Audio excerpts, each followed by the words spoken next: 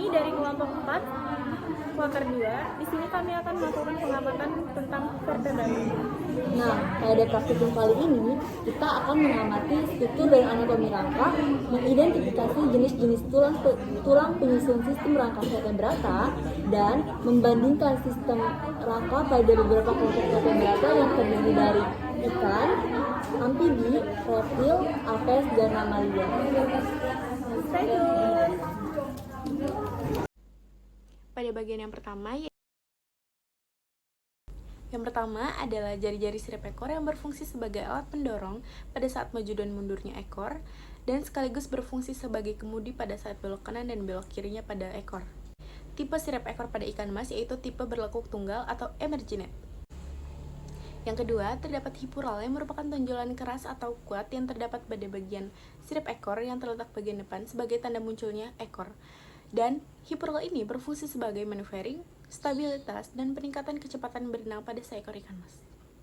Pada praktikum kali ini kita akan membahas mengenai sistem rangka pada hewan vertebrata, Pisces atau ikan.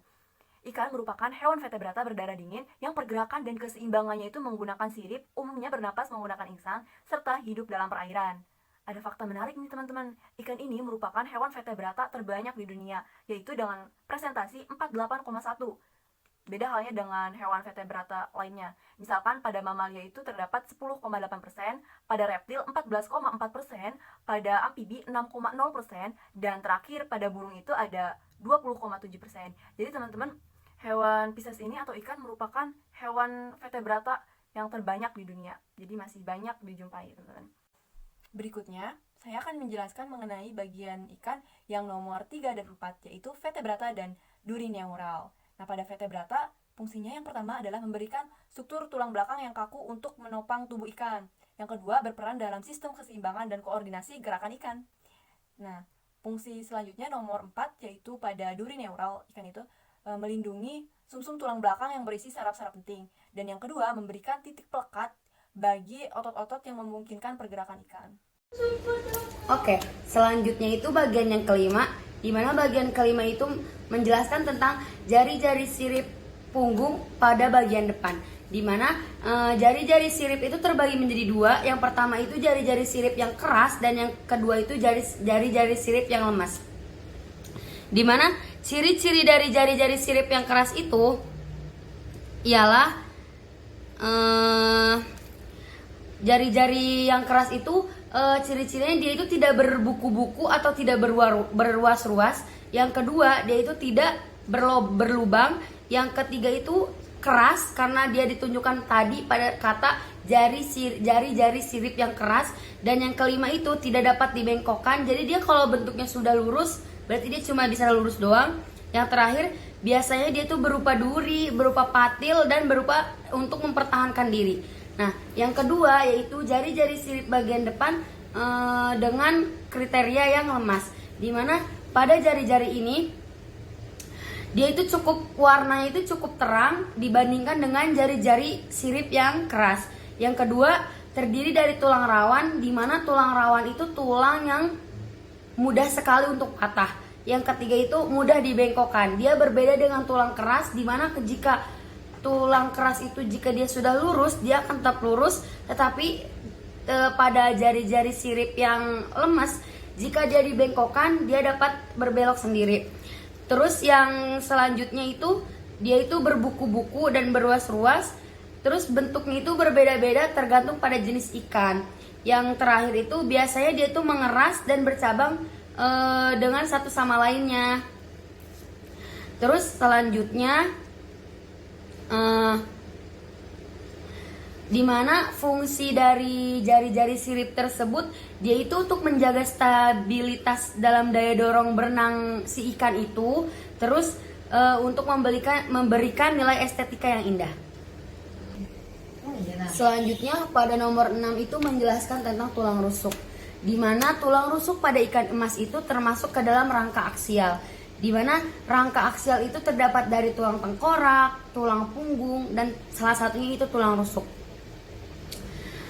Pada ikan emas, tulang rusuk atau kosta merupakan bagian dari kerangka aksial yang terletak di sepanjang sisi tubuh si ikan itu. Terus tulang rusuk ini berfungsi untuk melindungi organ-organ vital di dalam rongga tubuh seperti jantung, seperti paru-paru, dan alat pencernaan. Nah, rata-rata jumlah tulang rusuk pada ikan emas ini umumnya jika dia ikan emas itu memiliki sekitaran 15 atau 20 pasang tulang rusuk. Dan bentuk dari tulang rusuk ikan emas ini dia itu berbentuk ramping dan melengkung, tetapi dia menyesuaikan juga dengan bentuk tubuh si ikan emas tersebut. Oke, selanjutnya akan dijelaskan oleh teman saya.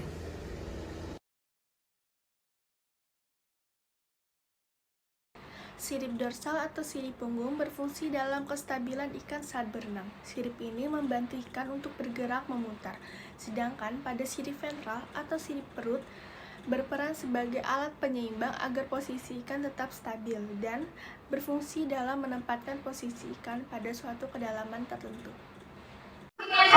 Sirip dada digunakan untuk mengendalikan gerakan naik turun dan samping-samping ikan. Digunakan untuk mengendalikan gerakan dan arah saat berenang, membantu dalam stabilitas berenang ikan dan mengontrol saat bergerak berputar. Pelvis girdle adalah struktur tulang di bagian bawah tubuh ikan yang mirip dengan panggul pada manusia.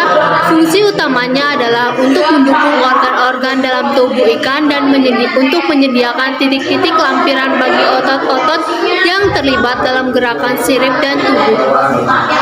Di sini saya akan menjelaskan kerangka tentang ikan emas.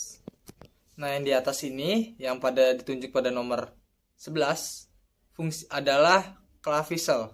Fungsinya yaitu bantuan dalam berenang, melindungi organ vital, dan juga menyimpan mineral. Nah, yang nomor 12 ini adalah tengkorak, yaitu fungsinya melindungi otak dan menopang organ sensorik, membantu dalam makan, menyimpan mineral, dan membantu dalam berenang. Nah, yang ada nih yang nomor 13 namanya operkular. Fungsinya yaitu melindungi diri dari kerusakan fisik akibat atau benda asing, membantu dalam respirasi, dan juga operkular membantu dalam proses respirasinya itu dengan membuka dan menutup, memungkinkan air mengalir masuk dan keluar dari insang. Yang ke-14 nih, nomor 14 yaitu adalah orbit. Fungsinya itu dapat membantu dan regulasi suhu tubuh dan memungkinkan aliran darah ke mata, dan orbit membantu dalam penglihatan dengan memfokuskan cahaya retina mata.